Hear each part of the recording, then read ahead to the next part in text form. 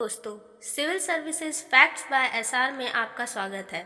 मैं प्रतिभा आज से UGC NET paper 2 English subject का फर्स्ट यूनिट का फर्स्ट चैप्टर शुरू कर रही हूँ। तो देर न करते हुए चलिए शुरू करते हैं। Chapter 1 ancient medieval and Anglo Norman drama. आज की इस वीडियो में हम ड्रामा के बारे में पढ़ेंगे। Drama and introduction.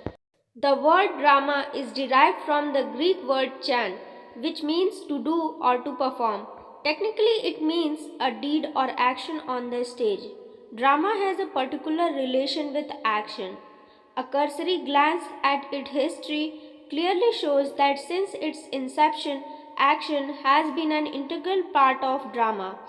Drama is neither the name of statements in dialogue nor just a collection of characters as well as events, or nor is it just entertainment and philosophy.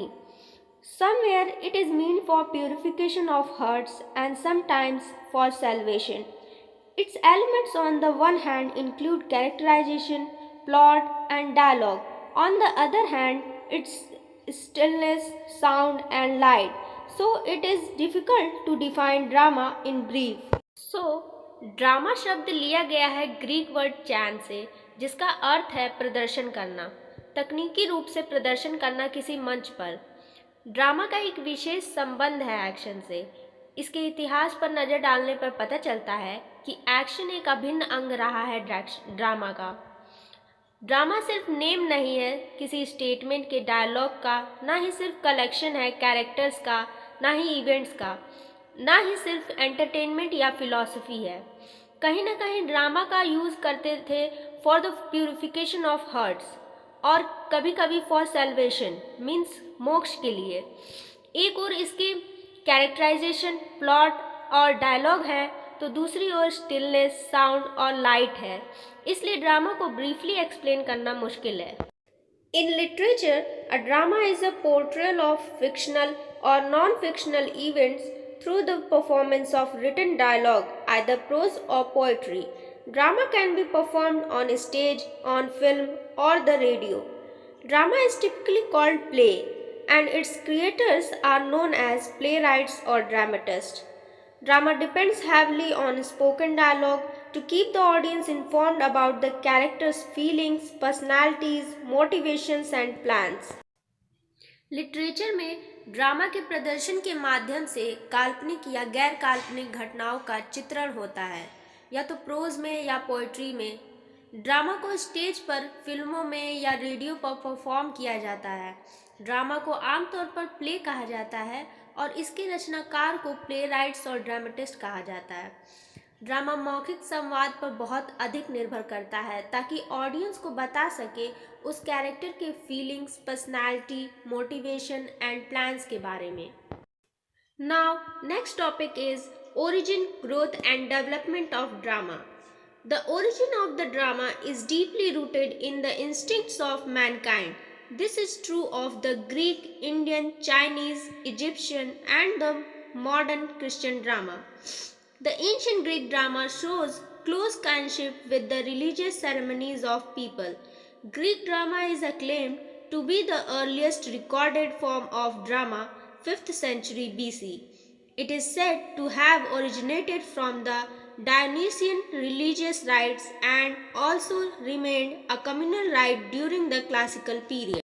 Drama की उत्पत्ति मानव जाति की instincts means प्रवृत्ति में deeply rooted है, गहराई से निहित है। मतलब यह एक सच्चाई है ग्रीक, इंडियन, चाइनीज, इजिप्शियन और मॉडर्न क्रिश्चियन ड्रामा का।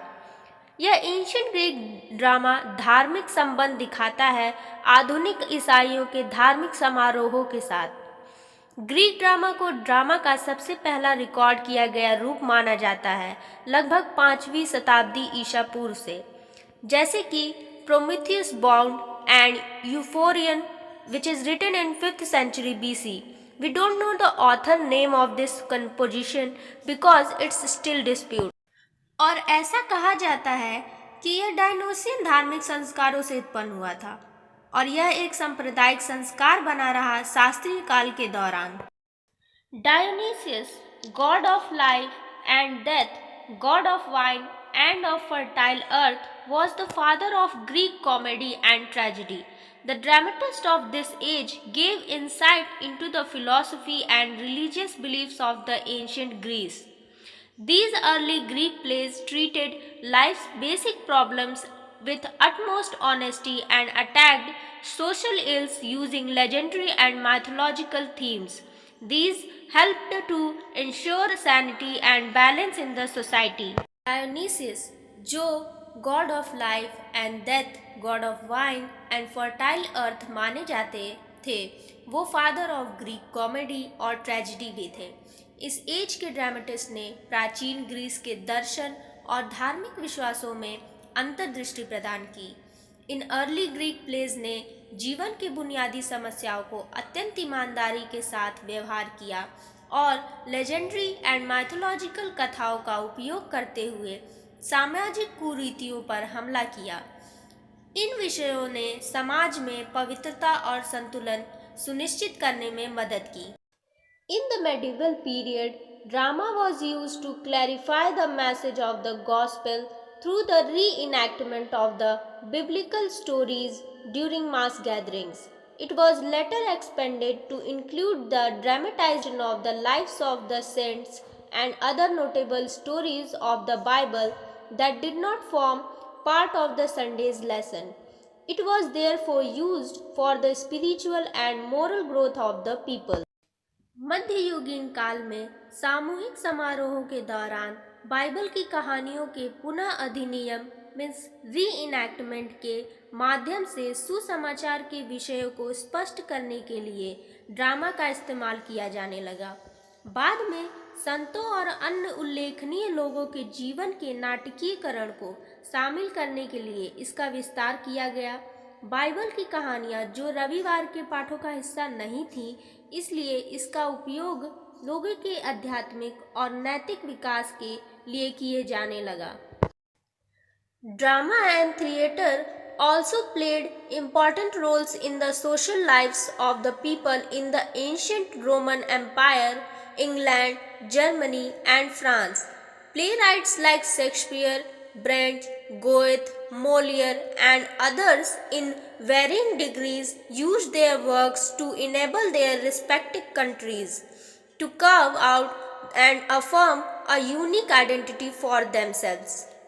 ड्रामा और थिएटर ने प्राचीन रोमन साम्राज्य, इंग्लैंड, जर्मनी और फ्रांसी के नाटककारों जैसे शेक्सपियर के लोगों के सामाजिक जीवन में भी महत्वपूर्ण भूमिका निभाई।